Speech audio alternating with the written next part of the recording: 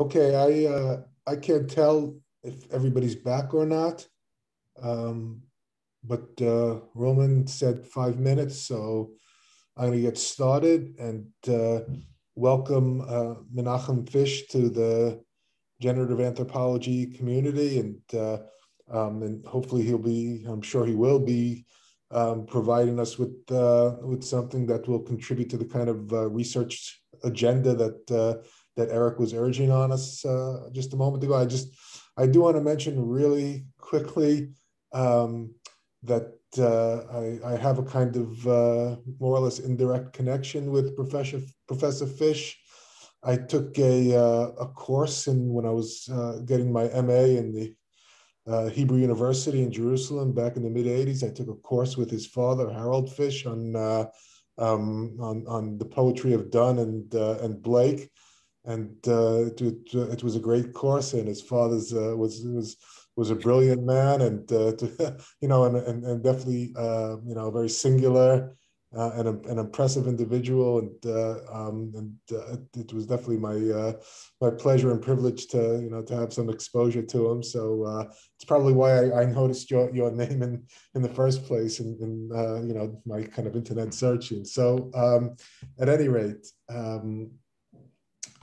So Menachem Fisch is Joseph and Seal Mazer Professor Emeritus of History and the Philosophy of Science and Director of the Center for Religious and Interreligious Studies at Tel-Aviv University, and a Senior Fellow of the Goethe University, Frankfurt's, okay, I'm not going to try that. His work explores rationality and the limits of normative self-critique, Talmudic dialogism, and the rabbinic literature's dispute of religiosity, the problem of squaring political liberalism with halachic Judaism, the philosophy and narratology of scientific framework transitions, reflexive emotions, and the theopolitical roots of Israel's reaction against political Zionism.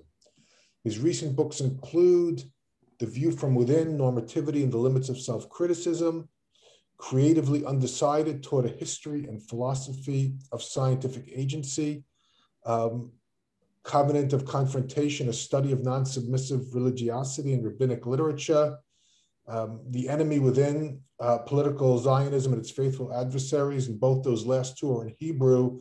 And I'll just mention I wasn't able to find them on Amazon, so I'm going to see if I can find them somehow. And finally, Dialogues of Reason, Science, Politics, Religion, which is based on the Dagmar Westberg Lectures 2020, and it's got some responses to it. He's a recipient of the Humboldt Research Prize of 2016, and has an honorary doctorate from Goethe University in Frankfurt. So I'll welcome Professor Fisch and ask him to get started now. Thank you. Thank you. Thank you very much, Alan, for that introduction. And thank you, Roman, for inviting me and sort of forcing me to rethink some of the stuff I've been working on in recent years in terms of an originary hypothesis. Now, I'm not going to pretend at all that I'm a GA person. But I do want to sort of talk about human rationality the way I see it, and to muse aloud about the rudimentary elements of rationality, which a sort of generative account or an originary account of rationality should comprise. I'm going to share my screen now.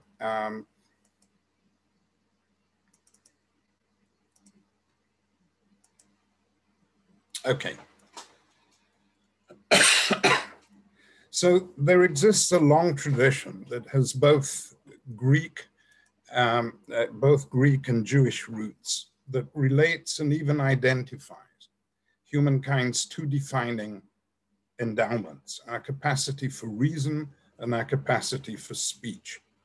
Many other creatures and artifacts are able to take in their surroundings and deftly and reliably react to what they perceive, just as many creatures and artifacts are able to communicate among themselves and coordinate their group activities by means of elaborate forms of information transfer.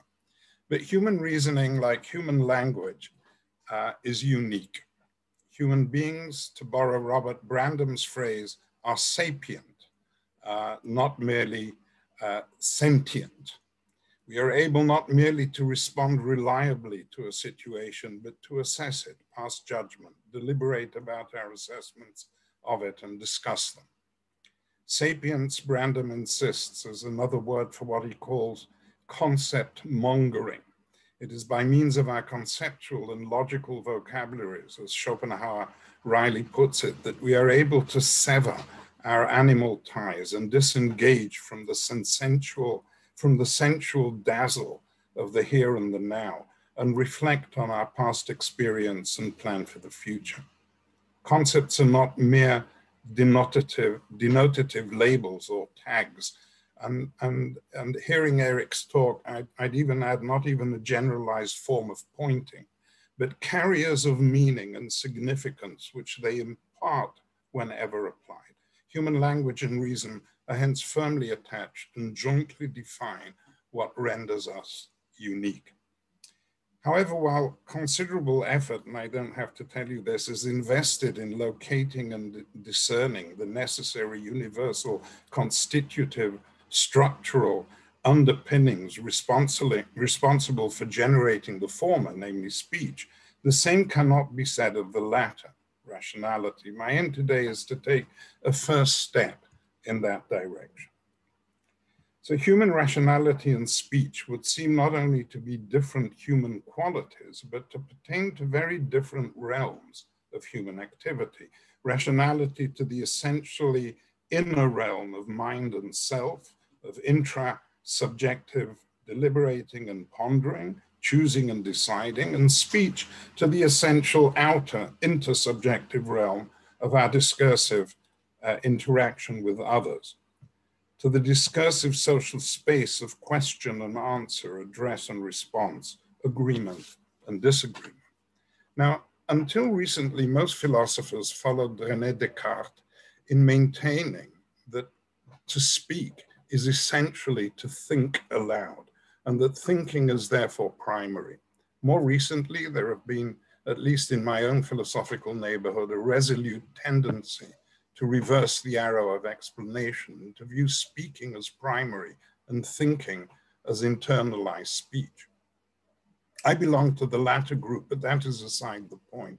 My main claim today will be different, and to the best of my knowledge has so far gone unattended by the philosophical literature. And it is that one can get only so far by talking to oneself. That to act and to live rationally requires talking to others. Stronger still, that one can live up to one's full rational capacity only by exercising one's capacity for engaging in dialogue with others, real others, that is, with people who genuinely think differently from ourselves. And this, I shall argue further, lends the generative or originary deep structure of human rationality a second discursive tier, but I'm getting a little ahead of myself.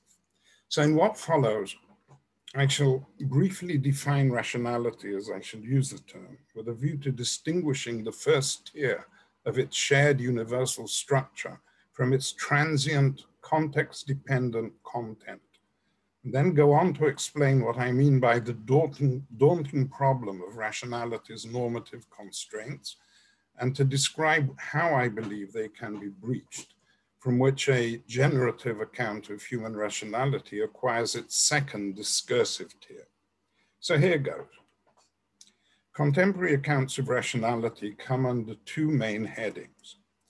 Taking their cue from economics, decision and game theoretical accounts identify the rationality of an act with the extent to which it maximizes the actor's gain or utility function, as it is termed. Without detracting from the importance of game theory per se, I much prefer the alternative approach. First, because of the many cases in which acting has far less to do with utility than with propriety. When we decide on an act not because we deem it worthwhile, but because we deem it right. Second, and more importantly, I feel far more comfortable associating the rationality of an act with the quality of what went into it rather than with what came out. In game theory, what is assessed as rational is the move made, regardless of whether it was undertaken deliberately or even consciously. A successful intervention made in the agent's interest is deemed rational, even if it was unintentional or involuntary. And third, from a game theoretic perspective, only successful moves are considered rational. A mathematician hard yet so far unsuccessfully at work on a thorny problem will not be deemed to be acting rationally prior to hitting the jackpot. Now, this seems absurd. The approach I prefer, associated most centrally with such thinkers as Wilfrid Sellers and McDowell and Robert Brandom again, is plagued by none of these flaws. It defines rational action prospectively as premeditated action, as action taken for a reason, as opposed to acts undertaken unthinkingly, impulsively, instinctively, or involuntarily, however beneficial they are considered in retrospect. Action can be rational on such a showing even when ultimately unsuccessful. More so, an undertaking can be deemed rational even if proved mistaken. We are thoroughly fallible even at our rational best. In all these respects, the two approaches differ sorely, and I hope I've been clear as to where and why my preferences lie. What then is it to have reason to act? If to act is to introduce some change in our world, then to do so for a reason is to find our world in some sense lacking, underdeveloped, or problematic enough to merit doing so. This is where the profound connection between rationality and criticism asserts itself, but in a way far less roundabout than in Popper. What clinches the firm linkage between the rational and the critical is not the problem of induction or the unfoundedness of confirmation, but a simple and straightforward understanding of what it is to have reason to act. However, as we shall see, taking this route will be the undoing of one of Popper's most central claims. But the connection between rationality and criticism runs deeper than knowingly responding to what one believes needs mending. First, it is not always rational to intervene, even if there are good reasons to do so. It would be wildly irrational for me to attempt to treat Roman Katzman's root canal, even if I was absolutely right in thinking that he needed it. To act rationally involves not only deeming a situation to be in need of repair, but deeming oneself to be the right person for the job. The kind of critical assessment that makes for rational endeavor is hence partly self-directed, always partly self-directed. And just as rationality demands casting a wary eye on our world, on the lookout for possible flaws and failings, it requires us to be equally wary of our own liability to misjudge what's going on and the ways of putting it right. And finally, as Sellers and especially Brandom insist, rationality comes full circle.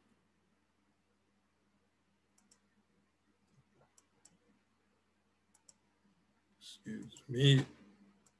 Yeah, rationality comes full circle in our willingness to engage in the game, what they call the game of giving and asking for reasons, where even after the event, ongoing self-doubt translates into a desire to understand the reasons others have for acting and to hear what they make of ours, a point to which I'll return. So rationality thus emerges as consisting of much more than formally matching problems to remedies, let alone game strategies to utility functions. Alerted by something in our domain of responsibility sufficiently amiss to merit intervention, rationality manifests itself in a broad and thick array of personal and interpersonal questioning and self-questioning that marks human agents off for any other known creature or device. Criticism's inherently personal dimension, and hence that of rationality in general, runs deep. Consider, for instance, the difference between testing and criticizing, which some may find a little forced at first. Testing for deficiencies and shortcomings is, of course, part and parcel of the critical process, but not all testing is performed with a view to criticize, and even the most negative test results may not amount to criticism. When subjecting one's car, for example, to its annual checkup, or when a pilot runs through her pre-flight checklist, criticism doesn't seem to be the right term to use, even when something turns out to be seriously amiss. Test results amount to criticism, I suggest, not when used to prove something wrong, but only when used in addition to prove someone wrong or to warn someone off. When our physician calls our eating habits to task in the light of our blood work, she'll be criticizing.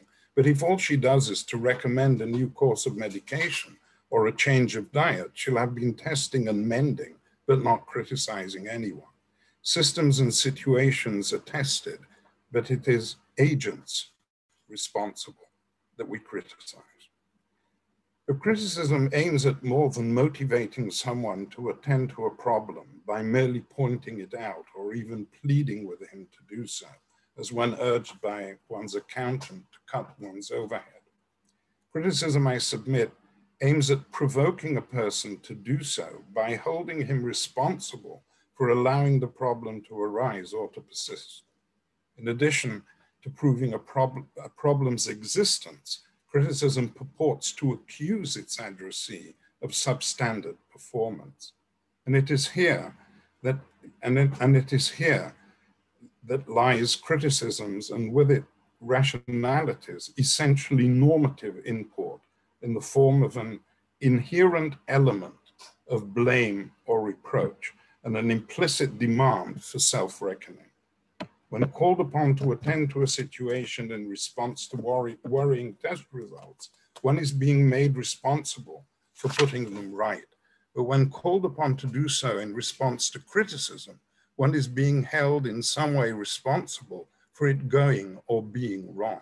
Criticism thus constitutes a call not merely to mend or to abandon the flawed situation in question, but a call in addition to mend our ways.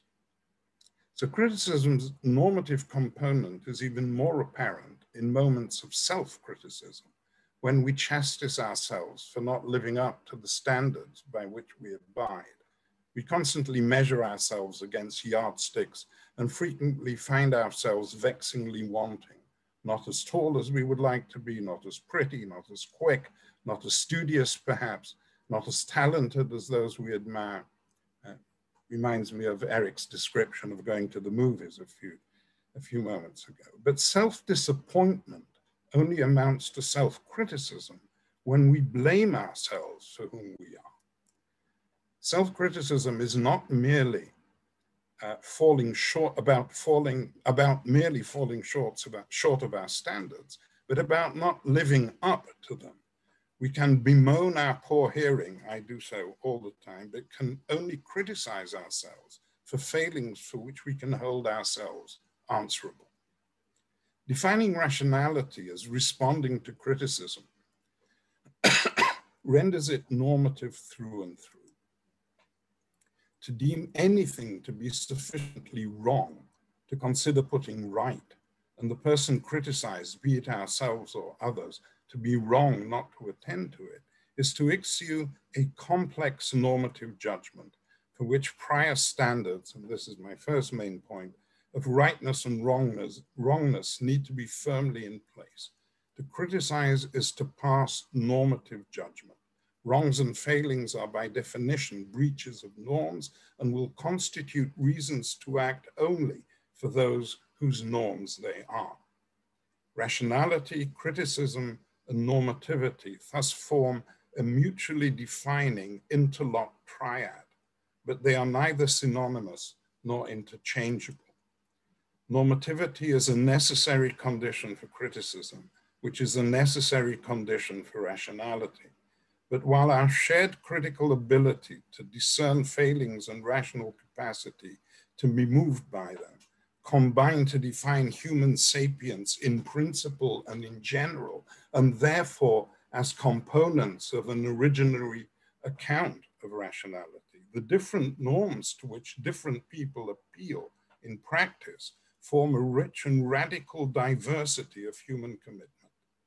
Differently committed yet equally rational people are liable to judge the same situations very differently, some seeing pressing problems where others see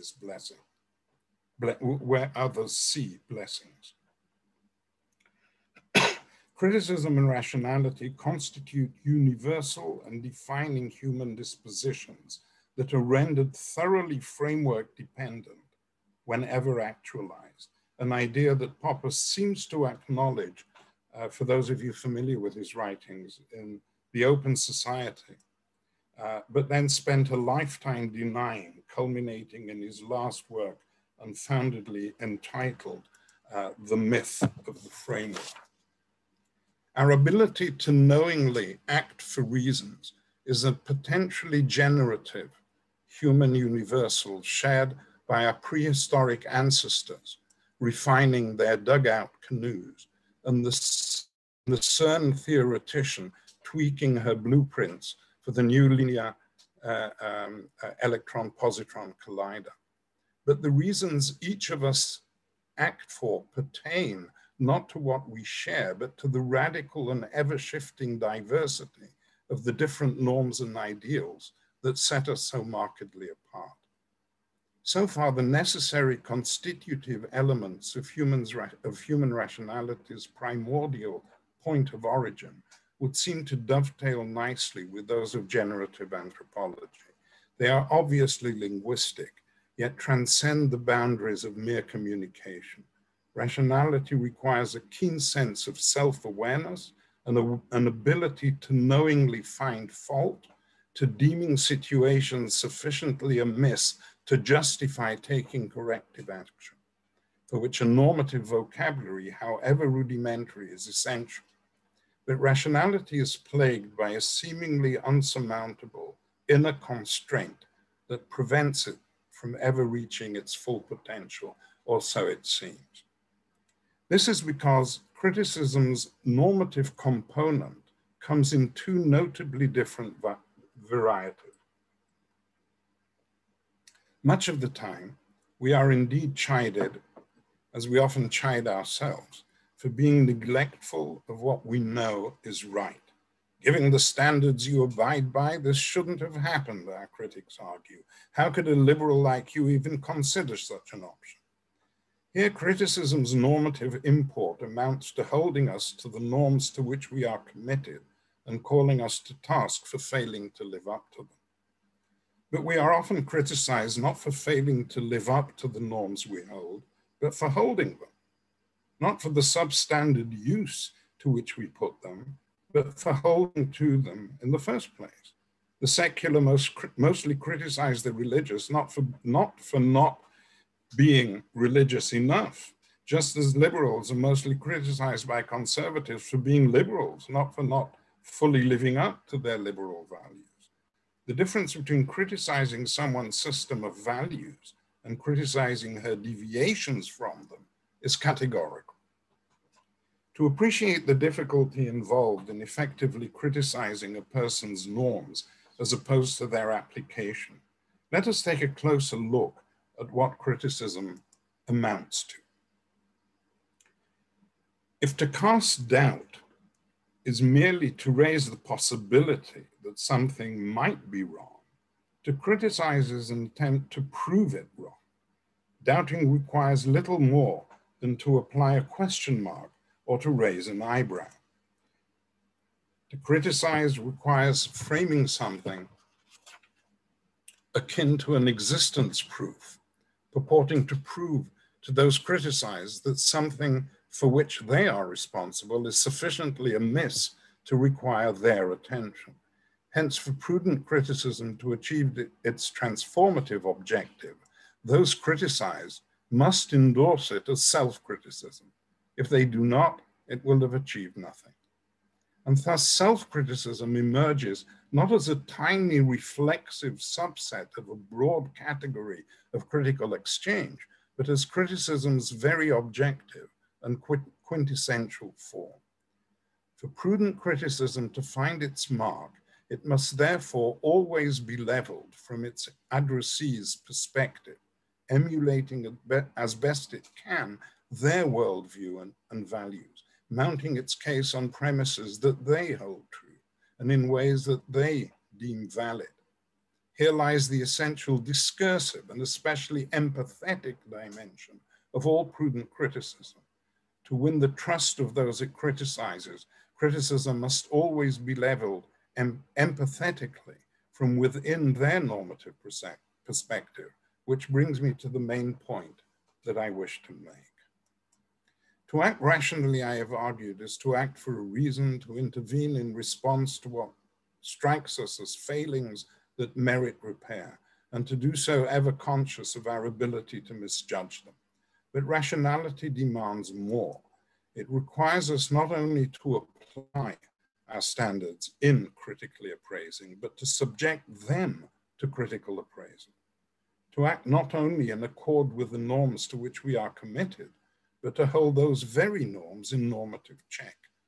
In other words, to be properly rational or fully rational requires us to constantly subject ourselves to both forms of normative critique, to which we regularly subject others, holding ourselves accountable both for the norms we abide by, as well as for not living up to them. It is our rational duty, we might say, to hold ourselves responsible not only for living up to our commitments, but for living up to commitments worthy of living up to. In Mind and World, his famous book, John McDowell puts the point concisely with respect to ethics. On the one hand, one's ethical outlook is one's sole point of ethical reference. At the same time, he continues, like any thinking, ethical thinking is under a standing obligation to reflect about and criticize the standards by which at any time it takes itself to be governed. Now, I'm not narrowing down my discussion to ethics. McDowell talks about ethics, but I'm talking about normativity in general. And it is here that the problem comes into view, for as McDowell rightly goes on to note, the essential, how do I go back? Yeah. But as McDowell goes on to note, the essential thing is that one can reflect only from the midst of the way of thinking one is reflecting about. The thought is that this application of one's ethical outlook would stand up to the outlook's own reflective self-scrutiny. But how is that possible? How can our norms and standards be effectively subjected to our own normative appraisal if it is by means of those very norms and standards that we normatively appraise? Now, norms may be criticized in the light of higher norms, like when deeming the rules of our college to be at odds with our liberal ideals. But what is then realized is that the lower level norm is not a real normative commitment to begin with. Normative purging in the light of higher level commitments is not how we find out what our real commitments are, not whether this is how we find out what our real commitments are, not whether they merit commitment.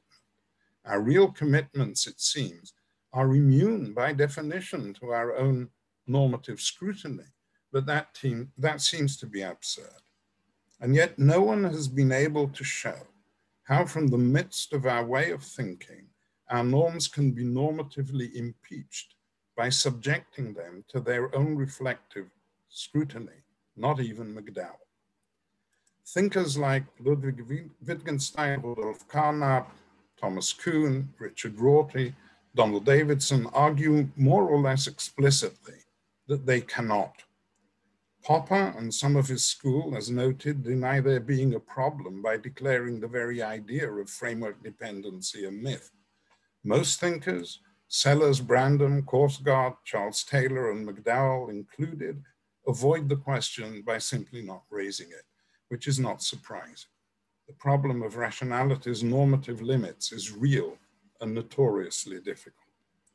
Sellers and Brandom, and perhaps also Jürgen Habermas, might be taken to imply that this is what exposing our reasons and actions to others is supposed to achieve when we play the game of asking and giving reasons, as I mentioned before. But they do not explain how. If we are incapable in principle of adopting such a stance on our own accord, how can we be convinced to do so by somebody else? Standards and norms change and are replaced unwittingly, of course. A quick look through the family album will prove how radically and surreptitiously our aesthetic tastes can vary in time. But we would like to think that politics, ethics, science, and religion are different. In fact, we know they're different. The thought that political realignment, religious changes of heart, scientific revolutions cannot be considered as undertaken for good political, religious, or scientific reasons seems no less than preposterous. And yet there clearly exists broad agreement, whether explicit or silent, that the very normative frameworks that facilitate our rationality set that rationality firm and impenetrable limits. At the very point where they are most needed, our rational powers seem to desert us. As much as we would like rational agents to be required not only to exercise their norms in self-criticism, but to make them the object of such criticism, no serious philosophical account of normativity and personal identity that I know of makes room for such feats of self-negation. Now, I believe there is a way forward to which I've devoted much of my work in the past 20 years. But to see how the problem needs to be further narrowed and more pointedly stated. Harry Frankfurt, Princeton philosopher, describes the nature of human reflexivity and normative self-assessment as a form of self-divide and self-alienation. We are not merely aware of the noisy flow of our feelings, desires, and beliefs, but we hold them in constant critical review, identifying with the desires and impulses that we want to have and denying those that we do not, any, and I quote, any entitlement to supply us with motives or with reasons. Frankfurt's much discussed account of personhood and agency premises a basic definition between what he calls first and second order volitions. Our core self, call it our I part with a capital I, by which we engage in self-review and self-critique, is the seat of our deepest commitments. According to Frankfurt, what lends our I part its special judicial authority is that it is the seat not of what we earnestly want, but of what we earnestly want to want. It is in this sense that our I part forms the seat of our norms and standards and of the volitional necessities. In other words, what we simply have to do or what we simply cannot do. That explain the normative hold they exert on us. It is the part of us with which we wholeheartedly identify, in which we locate who we are in terms of who we aspire to be. But because it is by means of our I part that we pass normative judgment on our first order desires and impulses, it can never be self-applied to normatively impeach itself.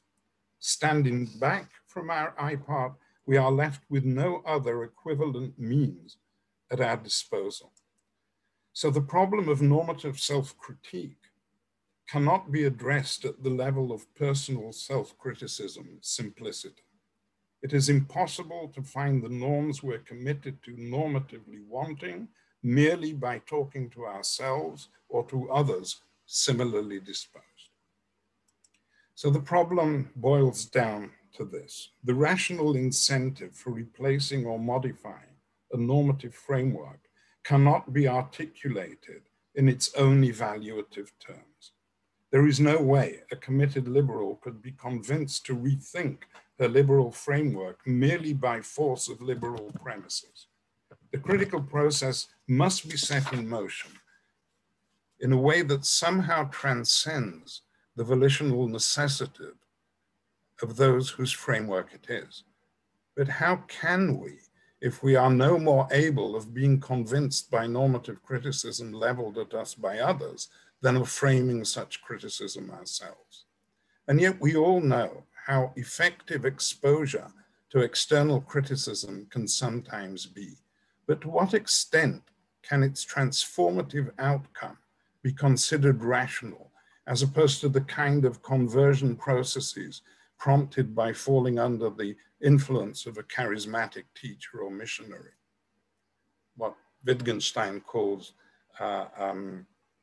being persuaded. Rationally accepting or dismissing a critical argument, one would think, should be a straightforward matter of evaluating premises, inferences, and data. But normative criticism is different. Because it purports in Frankfurtian terms to question the things a person cannot help but care about, it will inevitably run up against her very volitional necessities. That is why normative self-criticism is unthinkable and can never convince when leveled at us by others. So the hard question of a rational framework replacement, if it can still be considered a question at all, hence reduces further to whether, and if so, how, can external normative criticism effectively stimulate transformative normative self-criticism, despite the fact that it can never convince and will always be rejected. The very idea of a consciously dismissed argument having such an effect will strike many as downright absurd, as proof by reductio that Rorty, Wittgenstein, Kuhn, and others were right in asserting that our normative frameworks mark the outer boundaries of rational consideration, rendering unfounded the very idea of them ever being rationally reviewed or replaced. I remind you, for those of you who know Kuhn's famous work, that when he speaks about the rationality of paradigm shifts, he switches to a language of gestalt switches or religious conversions in the sense I mentioned before. It is true that arguments critical of our heartfelt norms can never convince us, but their discursive ineffectiveness has little to do with the quality of their premises or arguments. Normative criticism is rejected, not because its logic is deemed faulty, but because its conclusions are deemed preposterous or unthinkable or repulsive. This is the strength of normative commitment, but it is also its weakness. Because prudent criticism is aimed at being heard and endorsed by its addressees as self-criticism, critics, as I mentioned before, must therefore base their case on premises they believe those they criticize hold true. And the same applies to normative criticism. The problem is that in the case of normative criticism, in other words, criticism of your norms, as we have seen, such a case can never be made simply. For there is never available a set of premises a person is liable to consider true that can be shown to entail for her a denunciation of her very norms. So what needs to be realized, and this is my main point today, is that prudent normative critics are largely aware of this, or at least instinctively sense that framing their arguments squarely from within the perspective of those they criticize is impossible. But they also know that for their criticism to register and to be taken rationally to heart, it must be leveled as far as possible on the basis of premises those they criticize can recognize as their own. As most of you will surely acknowledge, what we normally do when criticizing another person's norms is to frame our argument somewhat untruthfully, arguing from an imaginary perspective, close to that of those we criticize, but sufficiently different from it to be able to make our point. Arguing from the left, critics will surreptitiously attribute to their conservative addressees certain liberal norms to make their case, while those arguing from the right will tend to smuggle in just enough conservative value to make their arguments stick. I should add, though, that while such untruthfulness is wholly characteristic of prudent normative criticism, it is usually less contrived and deliberate as I make it out to be.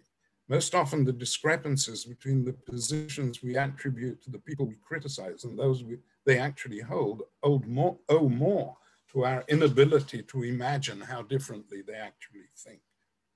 So intentionally or not, the upshot is much the same. When criticizing other people's norms, our arguments inevitably premise a largely true portrayal of their I part that diverges from their own self-image only with respect to the norms that we are challenging. Since leveled against their norms, the argument itself will be dismissed by them, though not because its premises are deemed false, but because its conclusions are deemed outrageous. And because the argument's premises are not refuted, their portrayal of its addressee's normative identity may linger on and register, uncoupled from the argument itself. The subtle but crucial difference then between being subjected to ordinary and to normative criticism is that because the normative profile we are presented with in the latter case, though incongruous with our own, is not one we will have actively refuted. So for a brief moment at least, we may find ourselves entertaining side by side both incompatible depictions of our I part. And since the point of disagreement between the two pictures will pertain to the very norms being criticized, their incongruity, just as in the case of a disturbing playback device, may well have the effect of destabilizing the commitments criticized and rendering us ambivalent toward them. And norms to which we become ambivalent lose their wholehearted volitional grounding and with it their I part status, and will be subjected as a matter of course to the normative critical scrutiny of the self's remaining I part. In this way, I submit, deep-reaching and trusted normative criticism is capable of creating the inner leeway necessary for truly transformative normative self-criticism.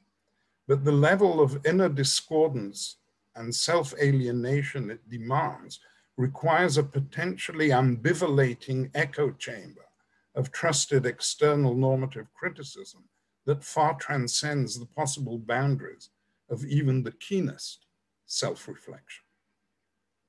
The metaphor of a playback device is important. Listening to a recording of our voice or watching a closed-circuit filming of ourselves, we are briefly allowed to observe ourselves from a vantage point that is otherwise unavailable to us. The difference between the recording and our self-image, as many of you can confirm, can be significant and highly disturbing. And more importantly, such devices offer an invaluable self-critical asset. Exposing ourselves to the normative critique of others, I submit, can have a comparable effect. And thus, by the end of the day, normative diversity, we might say, has morphed from being the source of the problem to the key to solving it. Fully fledged normative reflective self-criticism can become a real possibility, but only in response to earnest and trusted normative criticism leveled at us from people committed differently. Only thus can a person become sufficiently ambivalated to question the norms contested by his critics. Our critics' logic may be powerless to convince, but their implied normative profiling can have a profoundly ambivalating effect, capable of rendering us able and willing to rethink the norms they question. For those like myself who, along with such thinkers as Frankfurt, Korsgaard, and Charles Taylor, reject the idea of normative realism and locate the source of normativity, autonomy,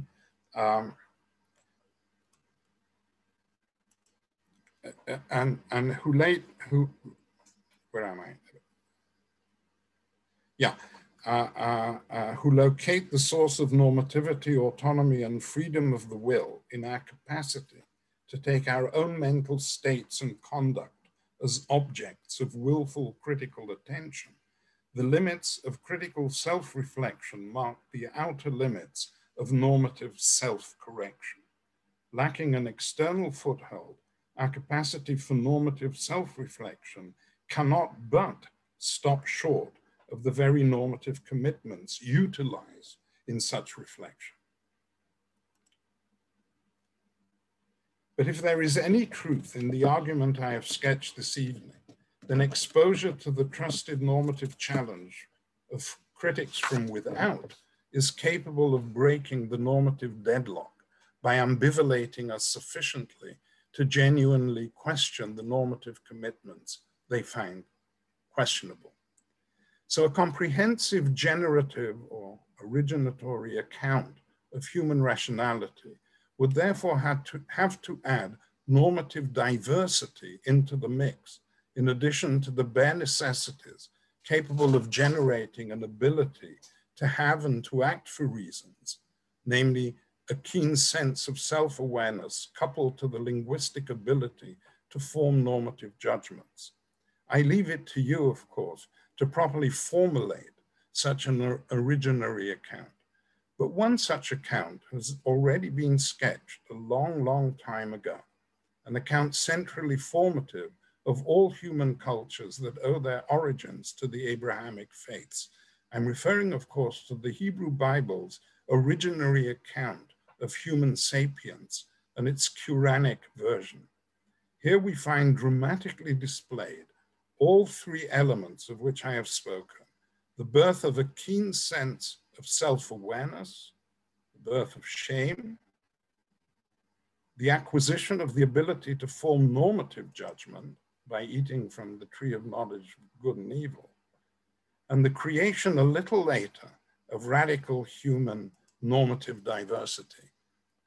But to tell that story in full is a task for another day. Thank you very much.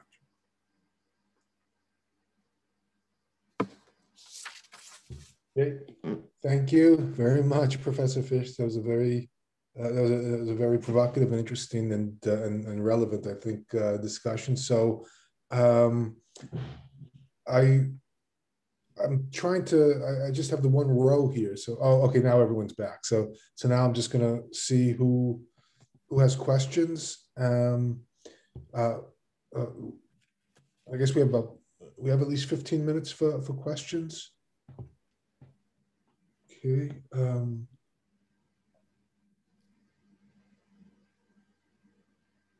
Okay. I mean, I have a question actually, so I'll get started. There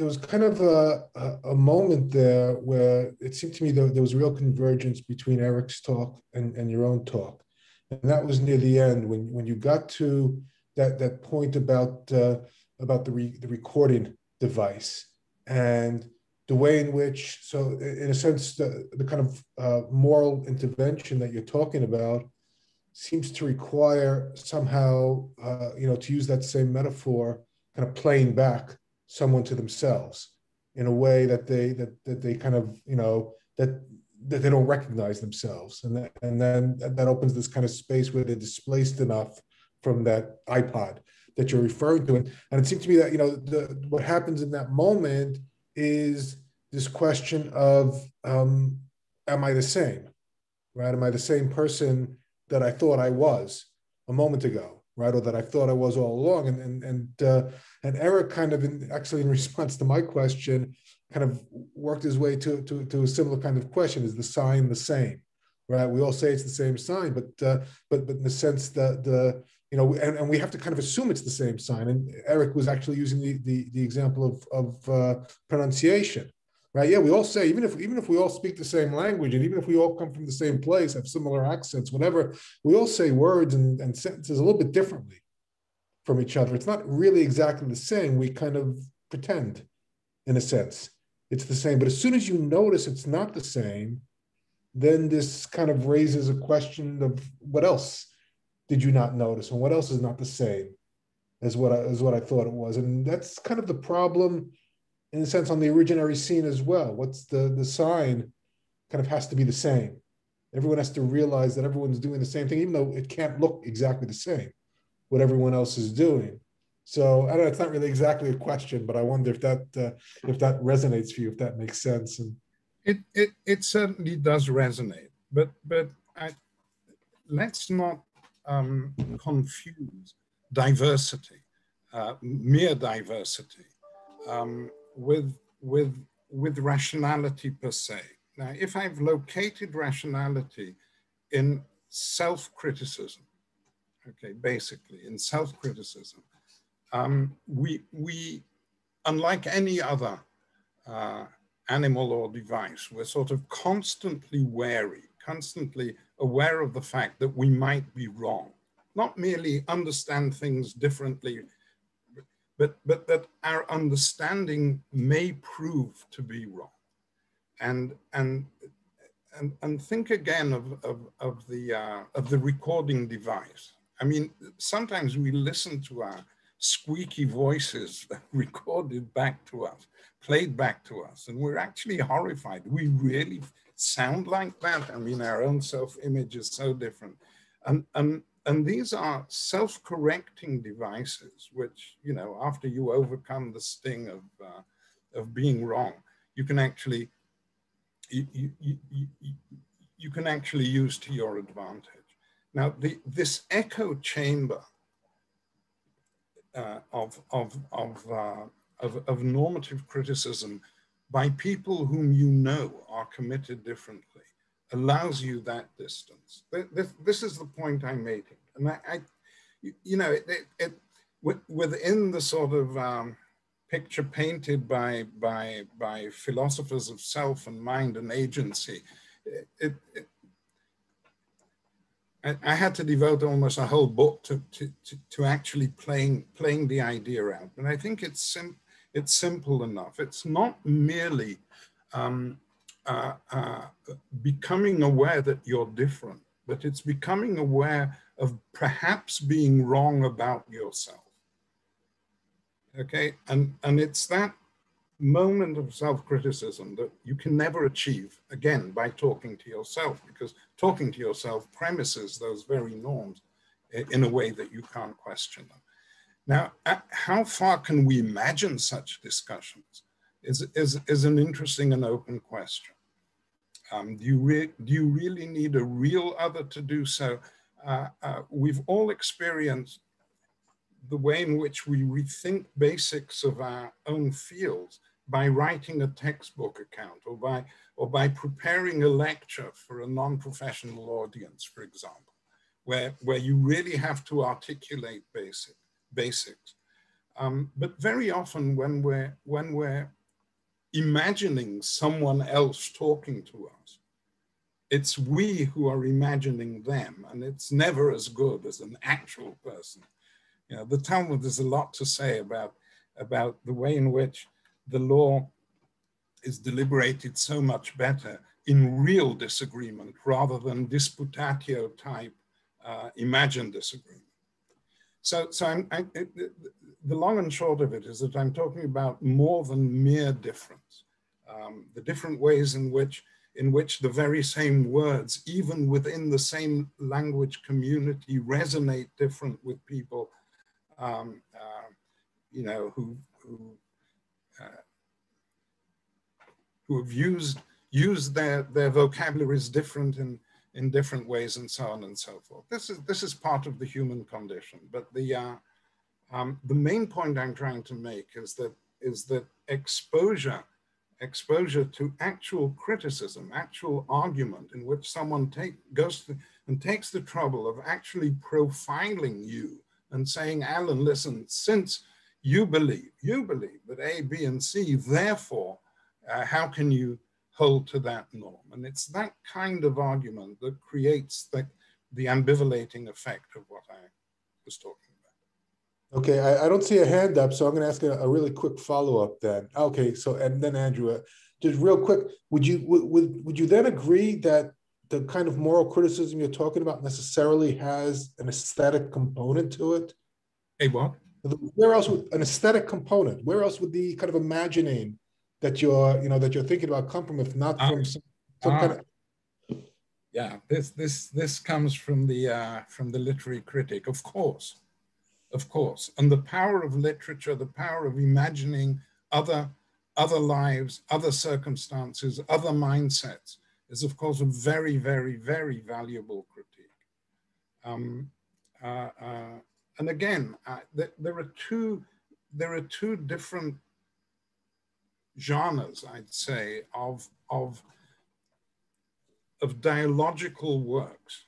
Okay, one is the Socratic, which is merely dogmatism in disguise. I mean, Socrates isn't interested in learning. He's not reflective in any way. He's just interested in bashing you over the head and getting you to think right.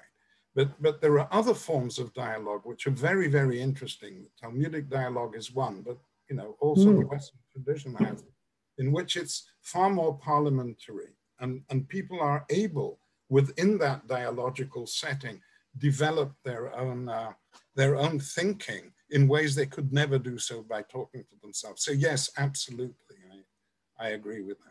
But I mean, you said ethical, and it's about far more than ethics. It's about scientific, epistemological, all forms of human normativity. Yeah, Andrew. Andrew? Thank you for your talk, Dr. Fisch. Just kind of an open question you could play with as you like. How might your thesis fit into the context of current worries about the polarizing effects of electronic technologies, social media, and so on? The famous Facebook echo chamber and so forth. The famous what? Facebook echo chamber, the notion that when people get on social media, they are simply, the algorithms lock people into communities that are like-minded, so that nobody's really talking to anybody who doesn't think differently than the person himself or herself online. Yeah, since I'm not on social media at all, I've no experience with Facebook or Twitter. On the one hand, it is a form of exposure, and I imagine that two things are happening. I mean, you're displaying yourself, right, and inviting criticism, even if it's friendly. Exposure to different voices can have this effect. And therefore, an account, again, I mean, my main point was that a generative account, which I won't be able to formulate myself, but it has to take into account, okay, this sort of self-critical, self-wary mindset, but also a setting, a diverse setting of other voices. How exactly this plays out in the social media, I'm really not sure. I mean, that could be a great topic for study. I wouldn't know. Okay, we do have another question. Yes, Pierre, please go ahead. Thank you, Dr. Fisch. Some of your themes are going to be repeated in my talk later tonight. When you're discussing how to apply criticism to other people, I was reminded of the medieval adage that what is received by the recipient is based on the recipient's capacity to receive it. Or if you will, if you want somebody to catch my football, I don't try to send him a football when he's wearing a baseball glove. If that American metaphor works. Mentioning conversion, however, I hope I've never converted anyone. remembering Jesus's admonition to the Pharisees that some of them moved heaven and earth to make one single convert, only to make that person twice as fit for hell as they are. So I'm not sure that everyone is converted by persuasion. And in fact, if I've persuaded anybody to become an Anglican or a Christian at all, I'm wondering who converted them. So I think the way that you put it is, well, I mean, Wittgenstein in Culture and Values said that Christianity gives you a narrative and then says, believe. And I think there's a lot of truth to that. And it's not just, you don't get converted by missionaries. And if you do, then a lot of trouble is going to ensue, as we know from the history of the world. Yeah. So I just put that out to you. Thank you. Okay, thank you very much. Again, I could have devoted this entire talk to Wittgenstein. Wittgenstein has done more than anybody, perhaps.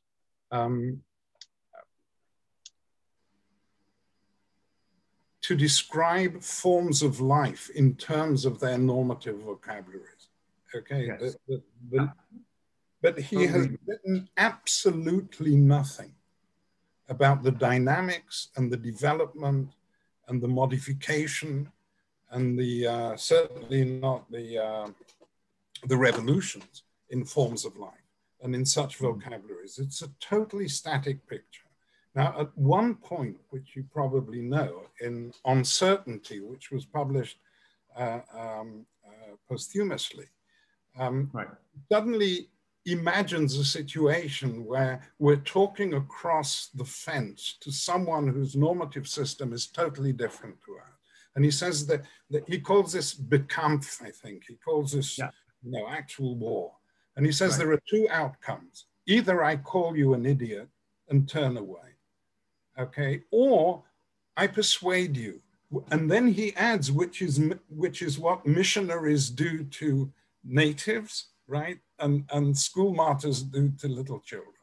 In other words, he saw, like Kuhn, he saw no possibility of reasoning through a rational process. Now, talking about religion, and let's bracket conversion. Alan kindly mentioned the fact that I founded and head the Center for Religious and Interreligious Studies. Now, I think we can all agree that certainly with respect to the Abrahamic faiths, there's no way in the world in which we can understand the development and the history of any component of the religion, theology, exegesis, practice, institutions, family structure, whatever, without taking into account that each of these three religions had the other two on its mind all the time, wittingly or unwittingly. Yes. And the only way to give, not fall into the trap of the myths of purity, which each of our religions develops, of course, is to take that dialogical exchange into account. Now, sometimes it's conscious, sometimes it's unconscious, but it's being exposed to the imagined, Wes Allen, to the imagined perception of the Jew or the Jew, the Christian, or the Muslim, the other two, and so on and so forth, or to real interactions, or to mediating factors of people moving back and forth, and shared languages, and you name it. But the action, okay, the actual dynamics of the history of religion is not about the centers, it's about the peripheries of interfaces of this kind of dialogical exchange. And therefore, if I can use Eric's phrase from before, I mean, the idea of the transformative effect of critical dialogue can be applied very, very fruitfully to a sort of reformulating of the methodology of the study of religion, not as comparative religion, but as a dynamic, dialogical dynamic. So thank you for your question. I mean, it wasn't exactly about that, but it allowed me to say that. Thank you. Thank you. Okay, I think we should probably finish there, unless there's something else, or maybe a short question we have time for. But strictly speaking, we're over time, and we might want to take whatever the 10 minutes before we get into the next one. Does that sound right to you, Roman? Okay, so let's thank Menachem Fisch again for that very stimulating, interesting lecture, and hope you'll stick around for some of the other talks.